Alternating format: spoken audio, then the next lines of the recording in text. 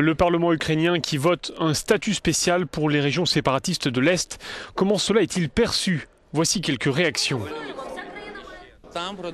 Cette loi illustre la bonne volonté du Parlement ukrainien pour normaliser la situation, explique ce parlementaire, membre du parti libéral Oudar. Mais il n'y aura de nouveaux gestes en direction du Donbass que si les armes se taisent.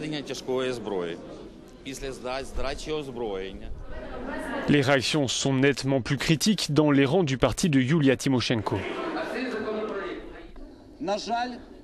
Cette loi, je le crains, ne va pas ramener la paix. Cela va permettre à ceux qu'on considère comme des terroristes de former leur propre police, d'avoir leurs propres tribunaux, leurs juges. Et ça, on ne peut pas l'accepter.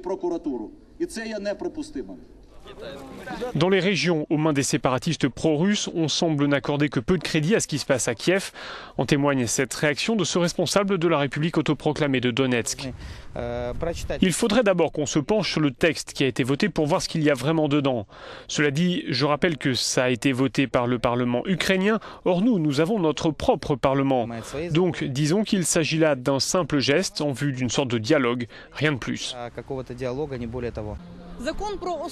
Cette loi fixant un statut spécial pour le Donbass résulte d'un compromis pour le moins complexe obtenu lors d'une séance à huis clos au Parlement, précise notre correspondante à Kiev. Est-ce que cette loi servira à quelque chose?